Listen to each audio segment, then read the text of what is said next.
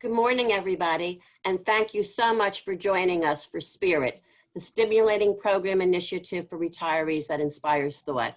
I'm Judy Steinig, Director of Community Programs for the Orthodox Union, and it's my honor to coordinate and host this program. The OU created Spirit several years ago as an on-site program, and now we are happy to present it in a virtual setting for baby boomers, active retirees, not yet retirees, empty nesters, sandwich generation parents, and seniors, all of whom are looking for opportunities for spiritual, physical, educational, and intellectual growth. Since we are all still sheltering in because of the pandemic, Spirit is the perfect way for each one of us to engage in an online setting. Today, we will be speaking about halachic issues in end-of-life matters.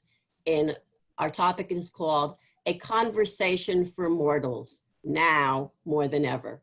This session will be presented by Rabbi Elchonon Zohn, who is director of the Chevra Kadisha of the Vada Rabbanim of Queens and founding president of NASC, the National Association of Chevra Kadisha, and his associate Rabbi Jay Lyons, who is the Southeast Regional Director of NASC and manager of the South Florida Jewish Cemetery, which is a project of NASC dedicated to ensuring a proper Jewish burial for every Jewish person who passes away.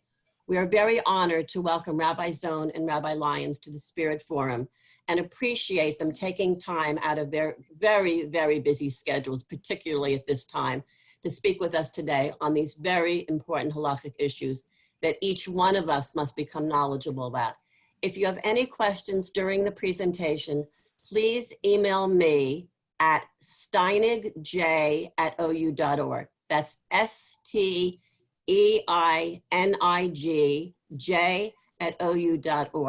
And we will take as many questions as possible after the presentation. My email would be on almost anything you've received. So please try to address the questions that way. It's my honor to turn the program over now to Rabbi Zohn and Rabbi Lyons. Thank you so much for joining us. Thank you so much, Mrs. Steinig, and I thank the Orthodox Union for permitting me to have this special privilege and honor. My relationship with the Orthodox Union actually goes back to the early 80s when I was just the director of the Chevra Kadisha, the Vada Rabbanim of Queens, and they invited me to join an organization called the Tripartite Committee on Jewish Funeral Standards, which consisted of a committee that met from time to time representing the Orthodox Union, the Rabbinical Council of America, and the Jewish Funeral Directors Association. And I was there as a representative of the Orthodox Union initially, and then became a representative of the RCA as well. We did many conferences together with the OU at that time. And it is really a privilege and a pleasure to have continued that relationship with them over the years and to continue by this lecture today. I also want to welcome all of you who are joining us today. I see some faces that I know, and I'll just wave, and all of you who know me, just know take it personal, it's fine. I also want to make a disclaimer up front. I will take responsibility for everything that I say today. Hopefully nothing too controversial, but I will mention that I owe the PowerPoint to my colleague and Rabbi Jay or Yaakov Lyons, who, and whatever is on there that you may find a little unusual, I'll let him take the credit or the blame for that. So looking forward to hopefully having a lecture that will be informative. The biggest, that which is most difficult to overcome in preparing for this lecture is that there is so much information and there are so many things we're going to discuss, each of which is really worthy of its own lecture. Hopefully we will create an overview, and we're going to attempt to do the following.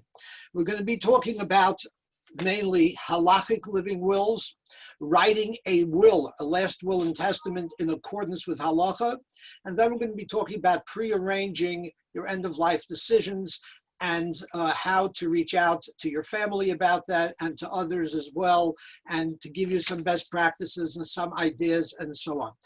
We'll try to cover some of the hashkafa, some of the understanding behind where the halachic living will derives from. Where does the halachic will derive from? Why is it important for us to have these things? And again, with the prearranging of your will, again, some of the hashkafa, some of the concepts behind that. So we'll begin. Rabbi Lyons, if I can ask you to please put on the PowerPoint.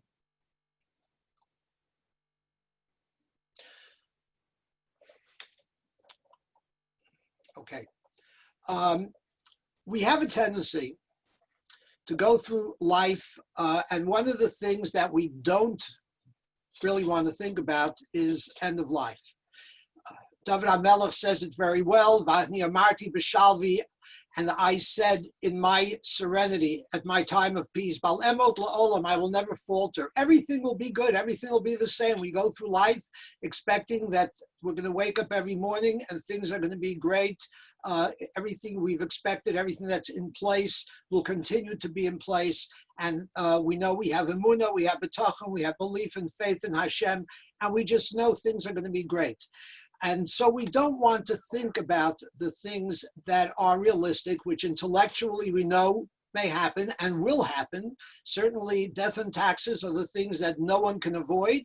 And the fact is that we have to prepare, but we don't. The Chavetz Chaim used to refer to it and say that people believe that there is an organization, an association of people who die. It's a chevra mason, people who die. We don't take out membership. We don't belong in that chevra. We're not a part of that group. But I think if there's one reason why the last few months have made this topic more real is because we have all been shaken to the point where we know that life and death are serious issues that we need to take seriously and prepare for.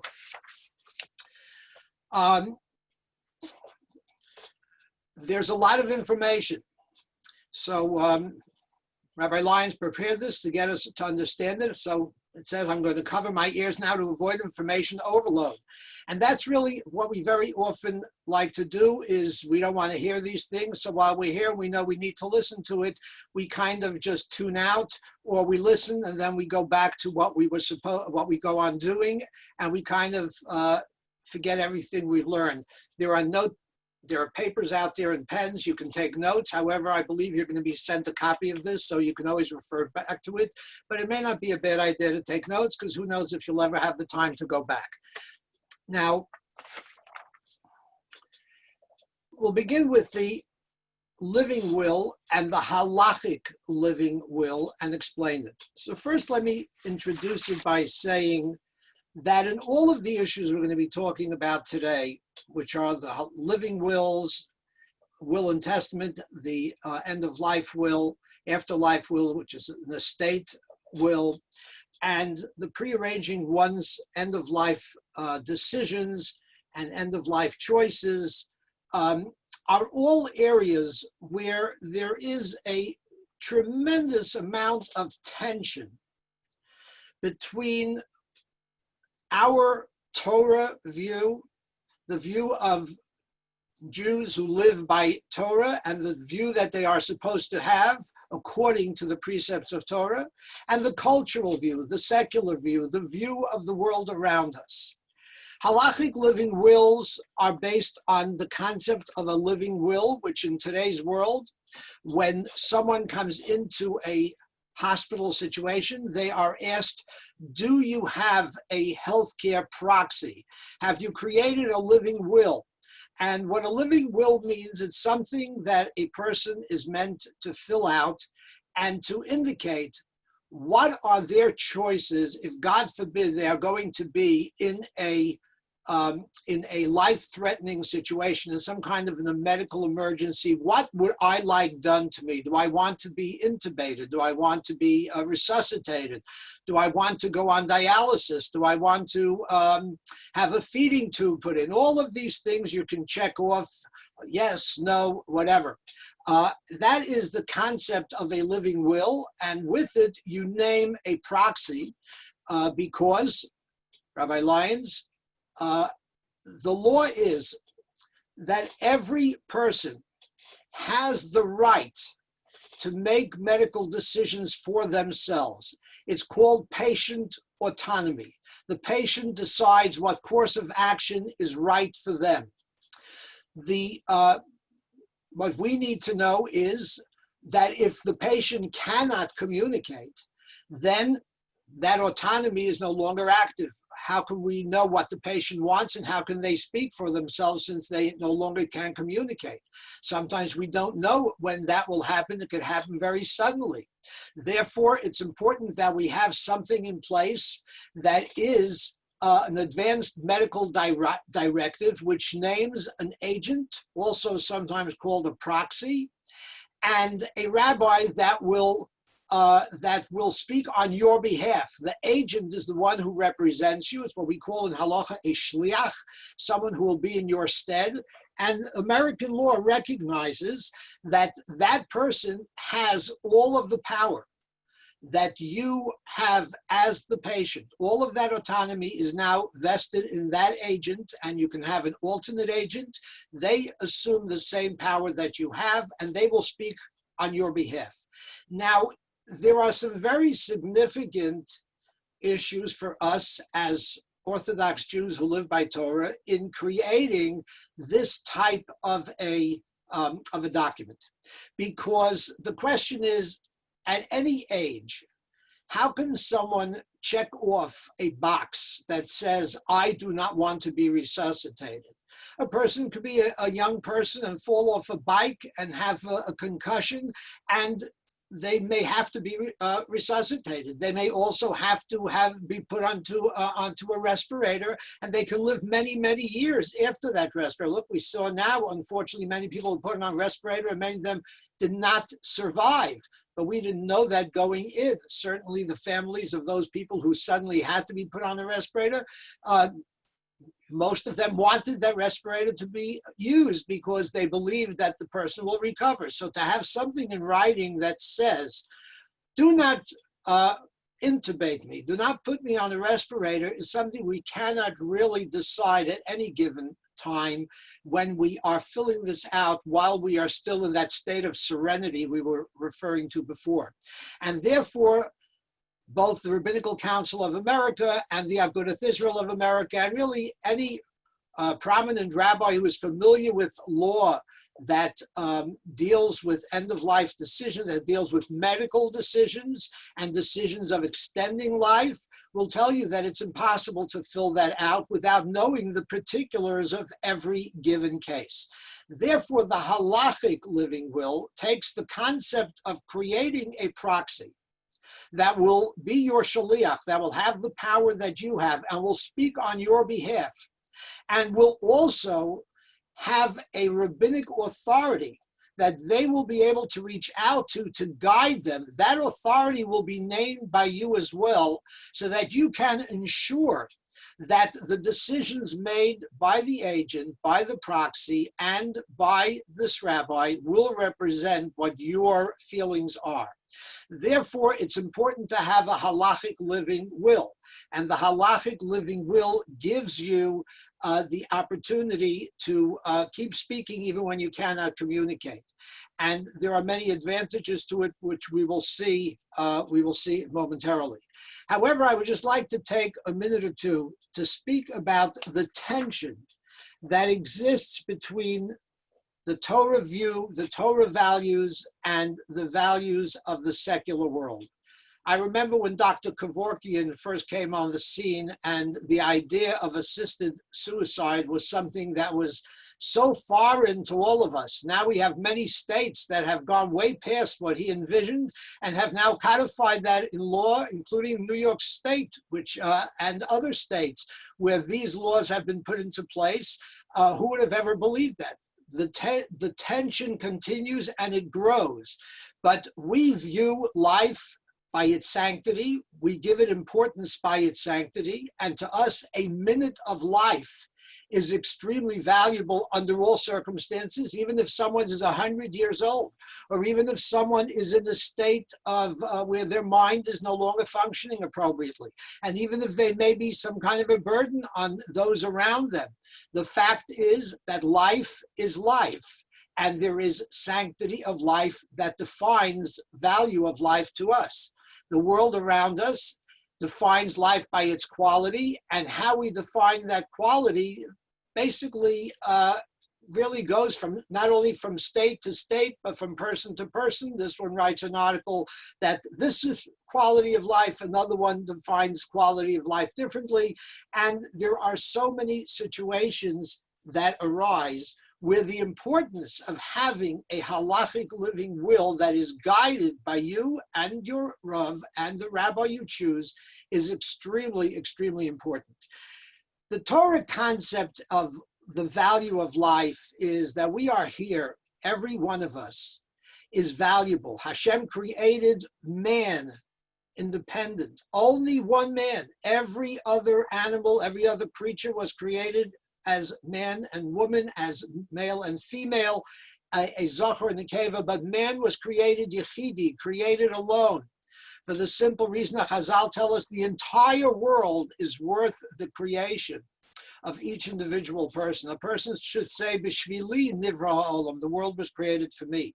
And that moment of life is worthwhile. Each of us represent Hashem. We're at Tselem Elokim. We are representative of the image of Hashem. We are God-like.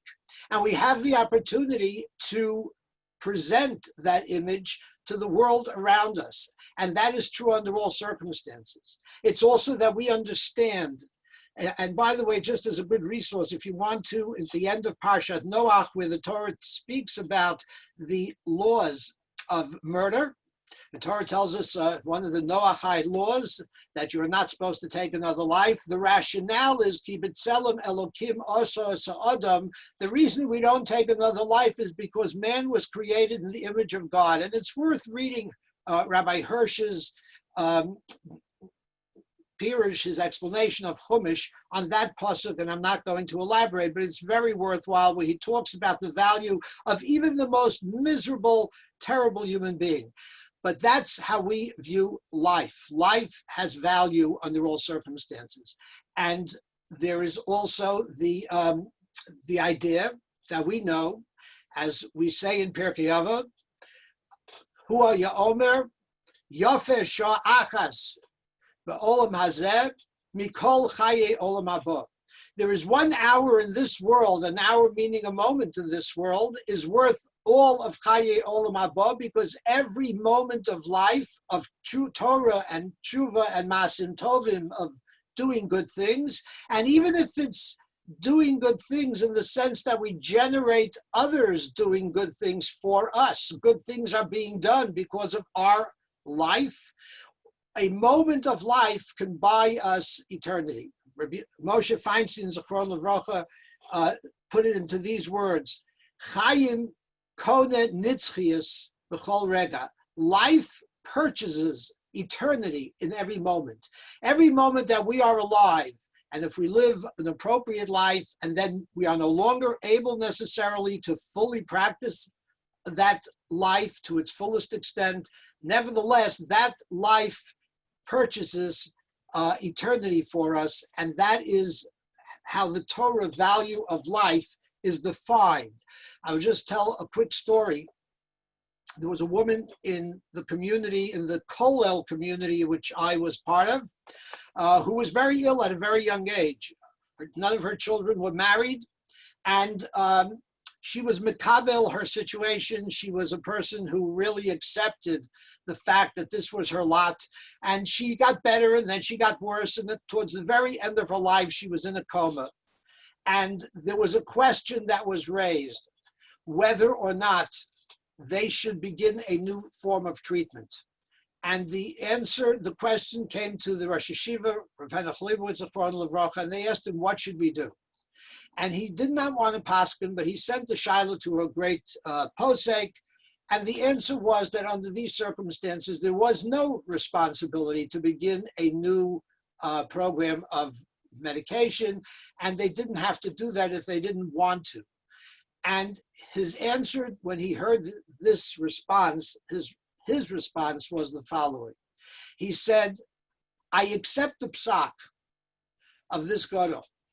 However, it is a psak that I cannot identify with, because what he felt was that this person who accepted life and lived it under the most difficult circumstances with total faith, therefore, every moment of her life is so valuable in the world to come, because a life like that, a moment of life like that, where someone is mekabel, someone is accepting the most difficult pill and swallowing it with total faith, that moment of life could be more valuable than a year of life under normal circumstances. Our sages tell us a moment of life in difficulty is much greater than a moment of life, or doing something with difficulty has much greater reward than doing something because it's just a simple thing to do.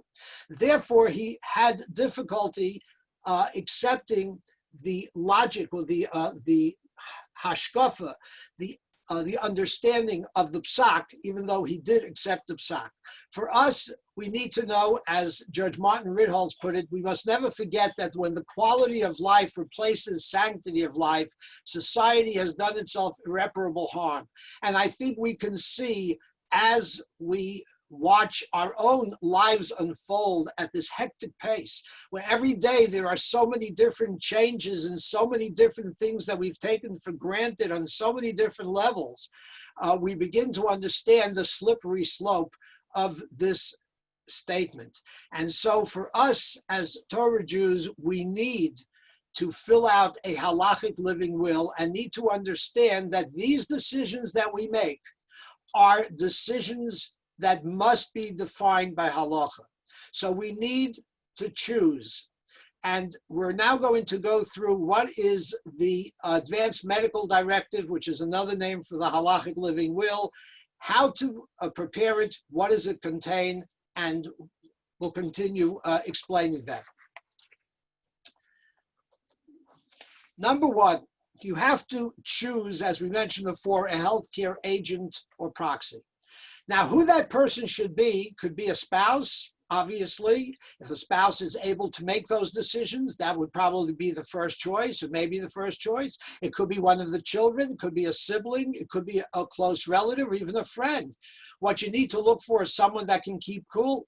It needs someone who is able to talk to a doctor, someone who is able to make a decision, someone who is close by, who may be able to address this, someone who has the time to address it, maybe someone with medical background and medical knowledge. Within your circle, who is the best person to be the agent to take care of those decisions, should they be necessary, where you cannot speak for yourself? You also need to let the agent know what your feelings are. Because although there is a halacha, and as we said, a halacha needs to govern our decisions, nevertheless, there is leeway within the halacha for our own feelings. There are situations where we can decide either way. There are times where it is mutter for us, just as we just heard. There was a question within a family, what was the right thing halachically to do? Now it was up to the family. They did not have an obligation to begin this new protocol of medication. The question now is, what do they do? So it's important that you tell the agent and whoever is governing the halachic decisions, meaning the rabbi as well, what your feelings are. I don't want to have heroics if it's not necessary. Or the reverse. I want to live no matter what the circumstances are. I want to squeeze every minute of life out of this life. I recognize that a moment of life is worth everything, even if it means that I can't do much. My children are taking care of me, and they're getting the mitzvah of kibbud av v'em, of taking care of me. But the point is that I want to, so you have to tell your agent and your rabbi exactly how you feel about this, and then within the parameters of halacha, they will be able to make decisions based both on halacha and your feelings as well. Designation of rabbi, again, it's a rabbi that you are comfortable with, that you feel will be able to represent your hashkafa, your sense of what is appropriate at end of life. A rabbi that I would say is someone that can get along with the agent as well. You're kind of setting up a team that is going to represent you. So you want to make sure that the agent and maybe an alternate agent, the rabbi and maybe an alternate rabbi, are working together. Important to know that when you're putting it together, that you want that kind of a situation. If there are many children, by the way, and you're choosing one child, I would let all the children know that you have made that decision, if that's doable, because frankly, I think that's very worthwhile, and it very often takes away hurt feelings at a later time. Directions to healthcare providers is what's in this advanced medical directive. And what that generally means is that if you come into a situation where they don't know exactly what to do, they should be machmir, and they should make sure that they continue life if at all possible. There's another advantage of this halachic medical directive, advanced medical directive, halachic living will, which is by naming this proxy and rabbi, you get around the HIPAA laws. Doctor or hospital may say, we're not giving you any information, but if you have that halachic living will, then you will be able to get that information because this person is your legal representative and the rabbi is part of that process, and therefore they must share information with the rabbi as well. Also in the halachic living will or advanced medical directive, there is a section that talks about post-mortem decisions. When a person is nifter, when a person, chas v'shalom, dies, a power of attorney no longer has power. Even someone who is a healthcare proxy under normal conditions without a halachic living will no longer has the decision power to make decisions post-mortem. If there is a relative that is closer in the hierarchy, or if someone else was named as an agent, then you may have a real problem. So therefore, this halachic living will names your agent as the person that will also make post-mortem decisions for you. And that is extremely important. And then, of course, there are, in this halachic living will, advanced medical directive, there is legal language and witnesses. It should be witnessed. It's not the same rules of witnesses that are defined by the Torah. It could be two people who are relatives to each other, but it is best that certainly they should not be the agent or the rabbi listed therein, and probably better not to list immediate family, people who live with you, but rather people around you, if at all possible. So that is the halachic living will. Now the question might come up, and it will come up, who should have copies of your halachic living will? Obviously, first and foremost, it should be the agent, proxy, and the rabbi. It should also be the alternate agent and the alternate rabbi. It should also be other children. It could be that particular proxy is not going to be the first person that will be called when, chas v'shalom, there is an emergency. So therefore, they should know about it. If someone lives alone and doesn't have family, it probably should be their landlord, their lawyer. So all of these people who you think might need to have that information should be given a copy of your halachic living will. And by the way, the halachic living will has no real important information in it. It doesn't say anything personal. It doesn't have a check-off list of I want this or I don't want that, so that you have to be concerned that others are going to see it. It's just basically the name of the proxy, the name of the rabbi, and the witnesses that sign it. And they witness your signature. They don't even have to see what's in there. So they don't even have to know who you name. So therefore, it's something that you should not have a problem doing, and you should, even sharing it gives them very little information. It just tells them who the rabbi is and who the proxy is. Now, how will first responders know? Chas v'shalom, a person is on a trip, and there's an accident, chas v'shalom, or just a natural occurrence, person has a heart attack or a stroke, whatever it might be, and they're in a medical emergency situation. How will anyone know whom to contact? So we created something called the Emergency Medical Instructions Card. We call it the MS card. It stands for Emergency Medical Instructions and Sign Up. It's a card. Rabbi Lyons, if you can move forward. It's a card that folds in half, as you saw a moment ago, and it fits into a sleeve. It is a sleeve that, I'll take mine out so you can see it. It's a plastic sleeve. And that sleeve has two different compartments. In the front is my license, and it says on it in red, see emergency medical instructions in back.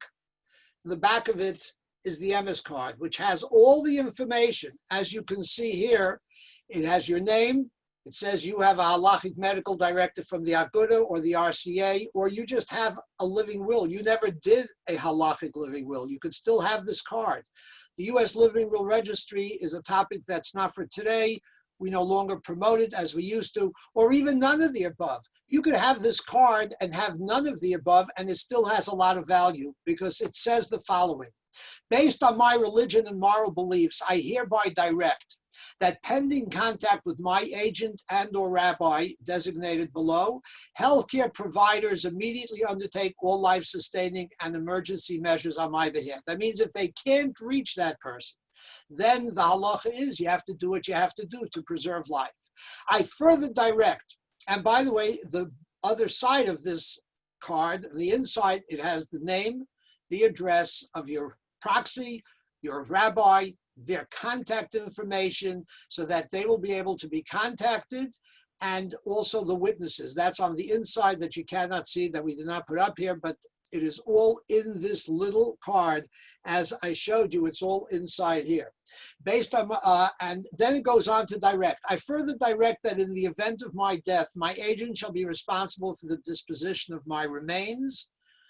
I object to and direct that no autopsy, dissection, or other post-mortem procedure, including organ donation, be performed on my body unless I have directed otherwise in a written statement. Now, the reason that was put in was for the purpose of organ donation is a very complex subject, which we are not going to address here, but the language in the halachic living will and in the MS card is ubiquitous because some people want to be organ donors halachically, and therefore it's a very complex situation, and therefore we made it so that the fallback position is there is no autopsy. And if a person does have that, then it says, unless I have directed otherwise in a written instrument, then you can keep that card together with your MS card, put it in that same sleeve so that people will find it. This is a card that is very worthwhile. If you go back, Rabbi Lyons, to the previous slide, the very end of that slide, the very end of the card, it says, I also object to cremation of my body.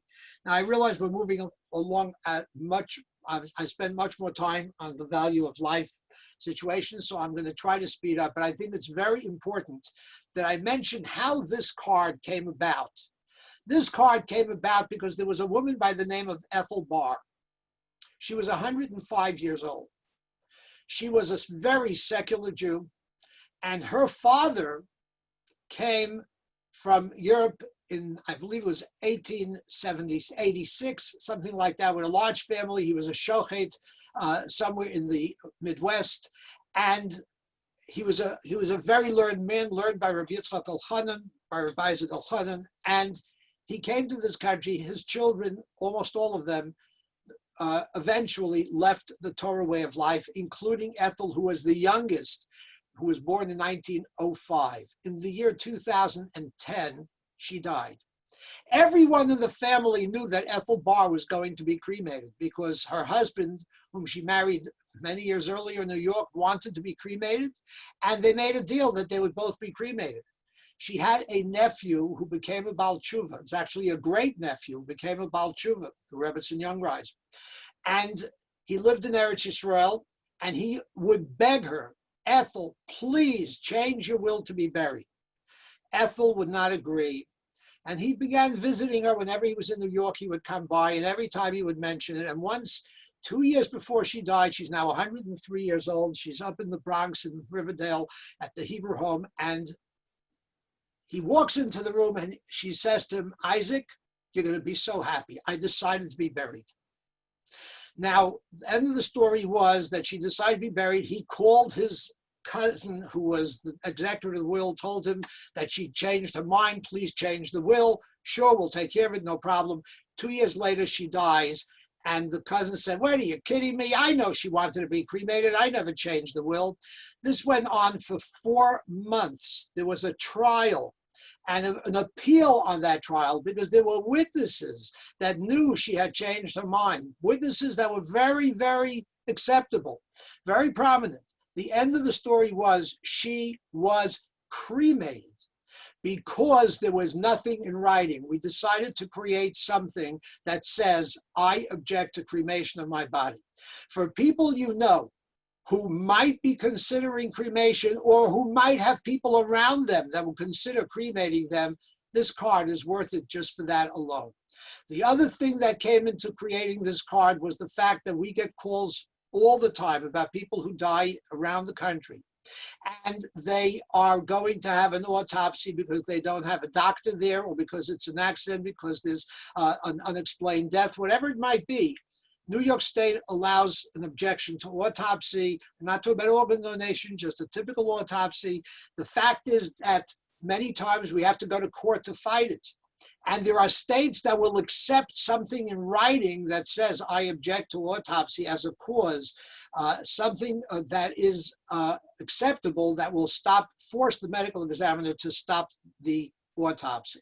Therefore, it was suggested that, again, at right around that time, when California adopted this law, that anyone who objects to autopsy will have an autopsy objection recognized on grounds of religious belief, that someone made the suggestion, a rabbi in California, that every Jewish person should have something on file stating that they object to autopsy. So here it is. It's also in your halachic living will, because the living will also says that you object to autopsy, but this is something that will be on this card and with you, chas v'sholom, wherever it might be. We are very mobile people today. By the way, before I move on, know that in Eretz Yisrael, you need to have something in place to have a proxy.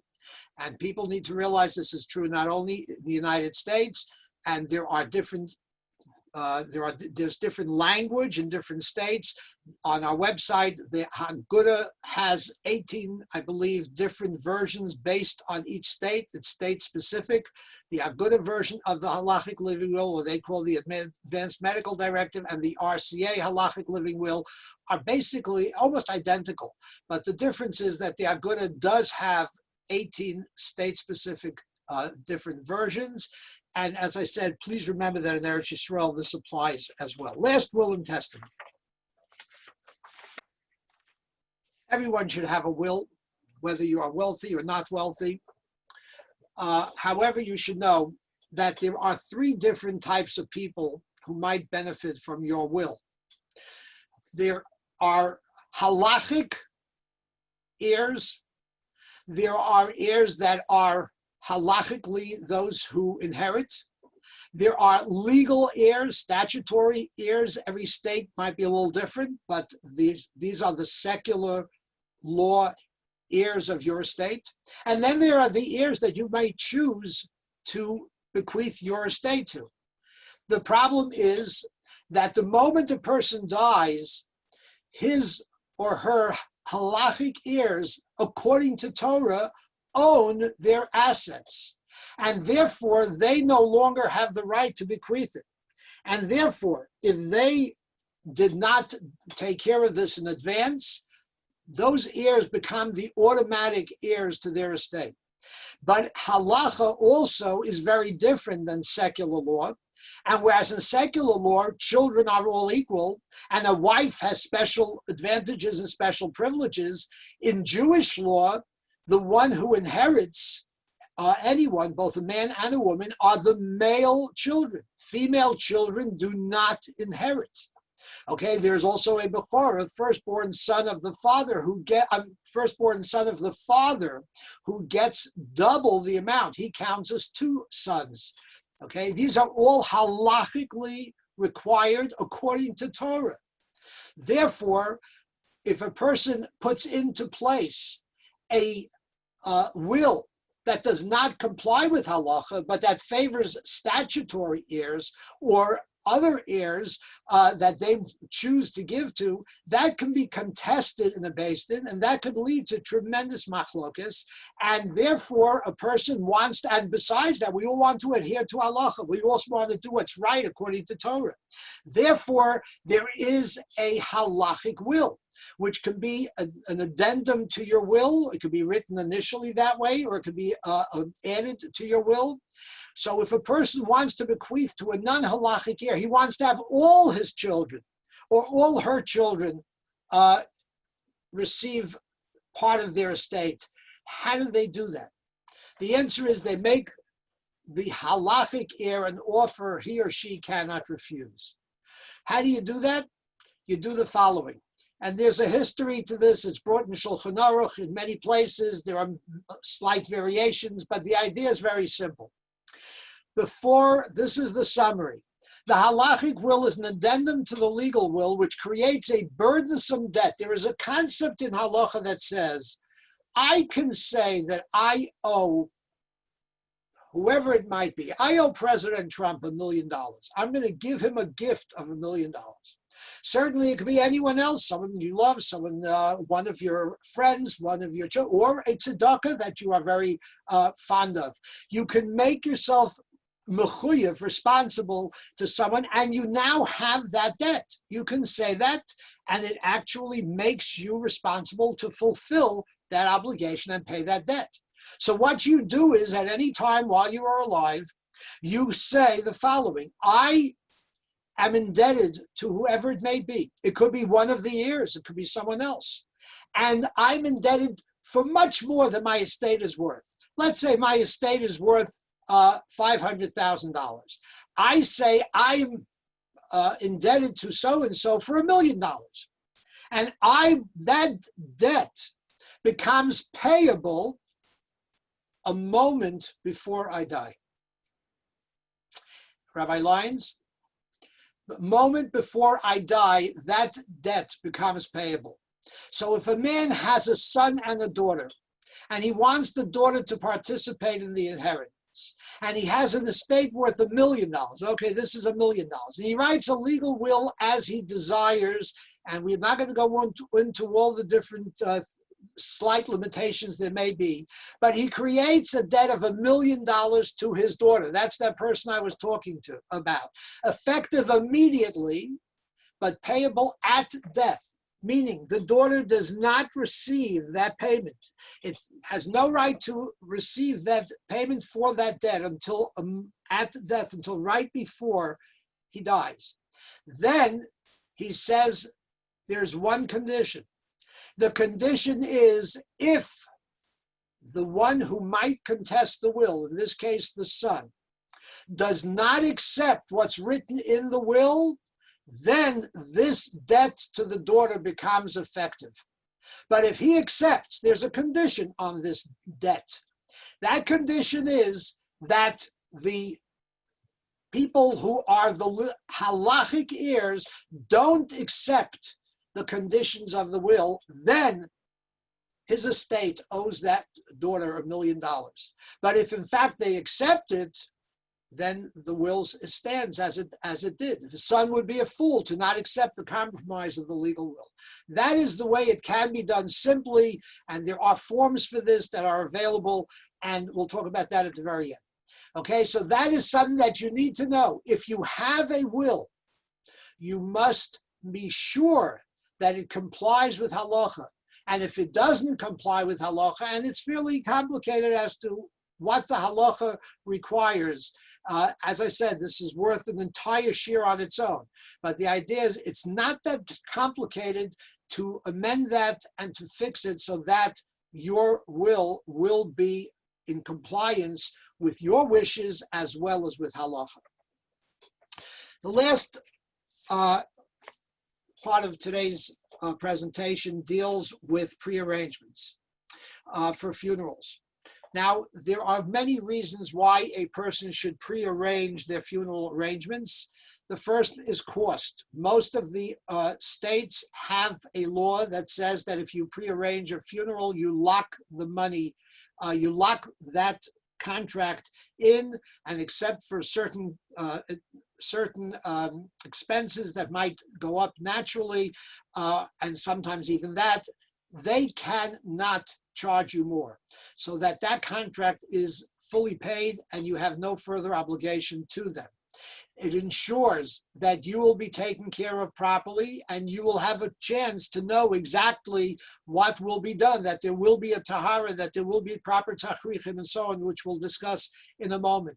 That is particularly true if someone is part of a family or part of a structure where there are different people who have different opinions on these things. So it's extremely important to have something in place. It also removes a tremendous burden from family. How many times has someone suddenly died? We found this with COVID, unfortunately, where someone suddenly passed away unexpectedly. That person had no grave, had no kever, didn't make any arrangements. People didn't know, did they want to be buried here? Did they want to be buried in Eretz Yisrael? I know someone who just, we took care of, a good friend. I just found out that the family is now considering disinterment to Eretz Yisrael. These are real issues. So remove that burden from them, not only the financial burden, but the burden of knowing what your wishes are. Increase the likelihood of being buried expeditiously, because if everything is in place, there's no need for decision making, there's no need for last minute arrangements. And of course, there are other things that could come up, but it makes the likelihood of burial immediately that much greater. And finally, it is a segula for long life. It is brought that if someone prepares and buys a kever during their lifetime, buys a grave during their lifetime, they will be worthy and merit a long life. Now, the essential elements that you need to know are first and foremost a burial site. First of all, you need to know that in-ground burial is halachically mandated. Today, unfortunately, even in Eretz Yisrael, there's a discussion about mausoleum burial, and they are now doing it in certain places. Just know one thing. First of all, the mausoleum burial in Eretz Yisrael is completely different than the mausoleums that we have in the United States. It's a very different patent. It's a very different very different situation with very different makeup, and the person is completely enclosed in earth. And still, many of the poskim in Eretz Yisrael would never accept that as burial, but certainly it has no connection to mausoleum burial here, and mausoleum burial here is contrary to halacha. So you need to know that in-ground burial, choosing a kever, where to buy a grave, there are so many factors, and I'm going to just throw out a couple. First of all, here in Eretz Yisrael, it's a great supposed to be buried in Eretz Yisrael, but if your entire family is here, or if you cannot afford it, then certainly, or if chas v'shalom a person dies in COVID, you may not be able to even go to Eretz Yisrael. So there are factors to be taken into consideration, but certainly that's a decision that should be made in advance. But have a place. I tell people who ask me, I'm 40 years old, why in the world would I want to have a grave? And the answer is because you never know. We live in a world, just as we opened, we don't think about these things, but a person never knows. And by the way, a halachic living will should be filled out by everyone who is 18 years or older, because the law of patient autonomy applies till you're 18, from 18 on. Under 18, parents have a voice. After 18, they don't, by law, in most states. Therefore, but here, again, getting back to this, in-ground burial, just know that it is very important to have, it's very important to have a burial site that you are comfortable with. And a person at the age of 40, even if they don't want to buy a grave, have a fallback plan. Know where, if chas v'shalom something happens, my parents are members of this shul or this society where I could have a grave. Make sure that that exists. You don't have to buy it, but at least know, your wife should know, your husband should know, your children should know, if you're at that age, even if you haven't bought it, what to do, God forbid, if something happens. That is worthwhile doing at any age. Go on. So in-ground burial is number one. You need to arrange for tahara. And that sometimes could be very not necessarily a given if you're within a family where there are different people of different levels of observance. It's something you need to know. Tahara is important, being buried in shrouds. Just know that the shrouds, l'chatchila, best is to be linen shrouds, even though years ago we didn't use it. But today shrouds are reasonably priced and you can arrange for a linen shroud. Go on. Shmira, having someone stand watch, is a kavod, is a tremendous kavod. Not as important as in-ground burial, which is doraisa, or even tahara and tachrichin, because the main reason for shmira was to guard against animals, which doesn't really apply in most instances today. But still, it is something to do. And then the aron and the casket is important. It should be the simplest box. Some caskets, all caskets, should have holes on the bottom if possible. It should be plain. It should be wood. That is the main thing to be aware of. But any wood casket is technically okay, but why spend money on a casket? With whom to arrange is an extremely important concept. We live in a world where we have retirement. Some of us living in Florida might have graves in New York.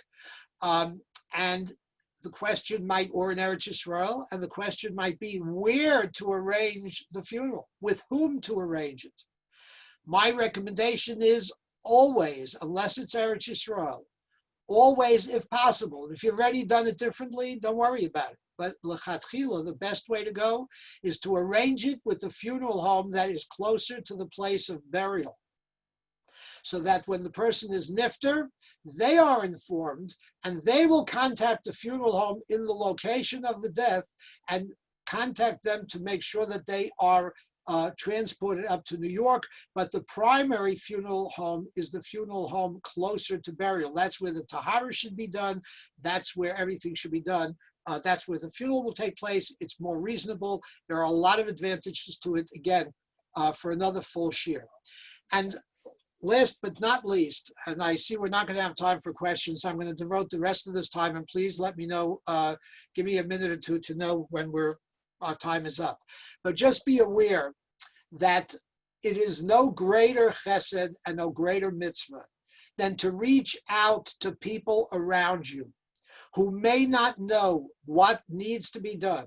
There are people in nursing homes. If anyone listening is involved with a nursing home, whether you're a chaplain or a nursing home owner, administrator, or work as a social worker, and there are people there who have no family, there's no bigger mitzvah that you can have than to set something up so that they will be buried. Many people like this are cremated simply because that tension that exists between secular society and our Torah way of life applies to cremation. And over 40% of Jews in the United States of America are being cremated right now. Over 40%. In Florida, it's 50%. If there is a Jew who does not have family, or there is a Jew that you work with, talk to them. It doesn't, by the way, the MS card we had is a phenomenal segue. You can move to that, Rabbi. It's a phenomenal segue to that conversation. You show them the MS card. Tell them if they should have a living will, or halach, even if it's a regular living will. They should sign this card that says, I object to the cremation of my body. I don't want to be autopsied. I don't want to be cremated. It'll be in writing.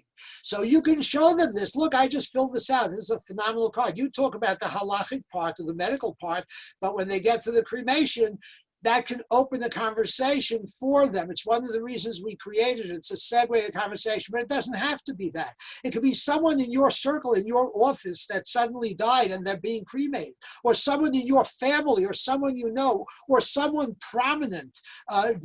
Joanne, I forget her last name. She was a comedian who died. Okay, Joan Rivers, who died and was cremated. Why? Open the conversation. Why would a Jewish woman like that want to be cremated? It's a conversation into the subject, and offer to help them, if necessary, to be able to set up something that will allow them to be buried. There are a host of reasons why a person should be buried and not be cremated, and I'll run through some of them, but obviously it's the law of the Torah. The law of the Torah requires kfura, but it's also respect. We recognize that each of us contain a neshama. They contain a part of Hashem himself. We are created in the image of Hashem. And there is nothing more important than to give kavod, than to respect that which contain that neshama, that part of Hashem. And so we don't cremate. As Doron Kornbluth, who wrote the book Cremation or Burial, A Jewish View, put it, we bury treasure, we burn trash. We see, if we recognize who we are, that we are at Tselem Elokim, for which the world was created, therefore, it certainly is appropriate that we give cover to ourselves. It's actually better for ecological reasons. Cremation is not a good thing, produces a tremendous amount of carbon. And believe me, there are arguments that are made on the other side, but the fact is cremation, for anyone who really looks into it, is much worse for the environment than is natural Jewish burial. There's also respect for family, the ability that you have a place to go to where grandparents are buried, where children are buried. It builds family connection. It gives family closure to go to a grave and to fill that grave, to have a place to visit. There are an endless amount of reasons. You could talk about the Holocaust. You could just know that it's a process. The first thing you need to know is why they might be choosing cremation. Sometimes just it's easier. Help them. But sometimes it's a financial thing that you may be able to help them with. There are organizations everywhere that will help them. These are all extremely important things to do. The conversation must take place, obviously, while the person is still alive and lucid. It's very late when they're no longer able to talk and explain things. Then you really have no choice, but they're in the hands of whoever has that power. The Emes card is a segue. There are many segues. Peacefulreturn.org is a website we have, which has tremendous resources. Feel free to reach out to NASC at info.nasc.org or 718-847-6280, and we will help you, give you resources, give you guidance. The first thing to know is why are they doing it, and there's always reason that you can use to reason with them and help them. Plan ahead. And COVID-19, as we mentioned, has opened our eyes to the reality that there is so much we don't control. A person never knows when, and sometimes it's too late. We'll give Rabbi Lyons credit for that word. Don't create your own plandemic. Okay, that's Rabbi, thank you for that. And let's conclude with the next step. And this is a review very quickly. Go to nasc.org and print out your halachic living will, fill it out and sign it with witnesses. Remember to notify your agent. Think carefully who the agent and the rabbi should be. Notify those agents and notify the rabbi and give it to the appropriate people. Email NASC and we'll send you an Emes card so that you can carry it with you. Unfortunately, it's not downloadable. Consult your attorney and rabbi about your estate planning. Download the Halachic Living Will Addendum at nasc.org. We have a whole page where you can download an explanation of it. There are a few different variations of it. You can download them all and discuss it with your rabbi and your estate lawyer as well. Contact the best funeral home and cemetery for you and make arrangements accordingly. I believe that's an excellent thing to do. But before that, make sure you know where your kever is and know what you want to be done for you, and then go ahead and do so. Make sure also that you have an agent, that don't assume that because you had a power of attorney or because you had a living will, that you have a person who is in charge. It may not necessarily be so. If you have 5 children, all your children may be in charge and there could be disagreement among them. Make sure you have an agent that has the post-mortem power to make decisions for you, okay? And then reach out to your extended circle of family and friends who may be considering cremation or mausoleum entombment. Speak to them, explain it to them. As I said, it's not easy, but we are very successful when we start early on. And sometimes it means thinking out of the box, no pun intended. But sometimes it means thinking, just for example, someone will say to you, why do I need to be buried? No one's going to visit my grave. So I'll end with this story. A woman who made this statement. I got a call from a Chabad rabbi who said to me, she won't be buried. There's no money issue. She has no family. She doesn't want to be buried. She figures, who cares? I said to go back to her and tell her the following. If there is one thing you would like to leave to humanity as your message to the world, buy a plot right next to the main road into the main cemetery in your community. Pre-purchase the largest monument they will allow and put that message on it. Rose says, smile every day because today might be your last. Or share your happiness with them, or whatever you want to say. And believe me, everyone will know your grave and remember it. And she did. So again, you never know what will do it. There's no bigger zechus. That is the Meis Mitzvah. The Meis Mitzvah of our world is 50 years old, in perfect health, on the way to the lawyer's office, making a will in which they say, not just don't they have a halachic will, but they're saying in the will they want to be cremated. And it's 40%, and we can do things to help them. Thank you very much for listening. I have no idea if there's any time for questions. I have a feeling there isn't. But if we actually have a couple. Thank you so much, Rabbi Zohn. A couple that you've already answered. Somebody wanted to know, they said years ago they filled out the RCA halachic living will at the time with Rev Tendler when he was chairman of the committee. Is that still legitimate now? I would imagine it still is legitimate. It might have been a different will. The one today, it might be different, but if you filled it out and you signed it, it's legitimate. However, in general, I would recommend reviewing it every 5 years. It may be that everything is still in place and that's the way you want to leave it, but it may be that someone moved, their contact information may be different. The rabbi is no longer the rabbi of your shul, it is living in Eretz Yisrael. These are all things, it's a good thing to put somewhere that every 5 years you should review it. It's a very simple form that takes literally minutes, and it's worth reviewing, but that should be legal. Okay, thank you.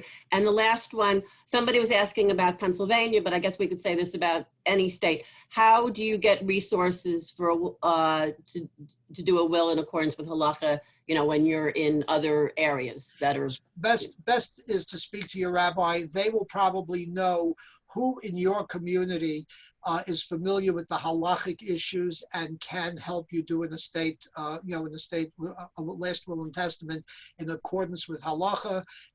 Probably the first place is to start with your rabbi. And even if your estate lawyer says they're familiar, I would definitely check it with your rabbi before you finalize it. But that's probably the best way to go. Okay, well, thank you so much, Rabbi Zohn. Thank you so much. Again, feel free if any of you want to email me and send me some questions, please feel free to do so at any time. Stay in touch to those who I recognize and those who want to get to know me. Thank you very much. And Hatzlacha, we should all be safe. Have a healthy summer. Look forward to meeting you at other occasions. Culture. Okay. If I can add one thing just real quick, everybody, thank you all for coming. The halachic living will is really a very, very simple form. It's available on nask.org. Take the moment of inspiration right now where you sort of feel like you're talking about it, you're hearing about it, it's good. Print it out, you'll read it. It's exactly the way Rabbi Zohn described it. It's not very complicated. As far as finding witnesses from a socially distanced, possibility, maybe you could just go to a neighbor's house or something like that. But please don't let this situation, be put on the back burner. Take the opportunity right now, and please get it done. Thank you. And encourage your family and friends, children-in-law, all of them, even grandchildren. If they're over 18, they should have one. Kol tov. Thank you so much. And thank you everybody for joining us. Next week, we're going to be talking about memory and focus. It'll be a 2-day presentation, both Tuesday and Thursday. So watch your emails and don't forget to register.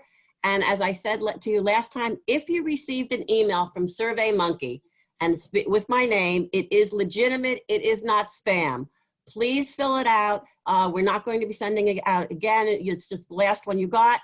It only takes a few minutes. This feedback is very, very helpful to improve this program and to continue this program.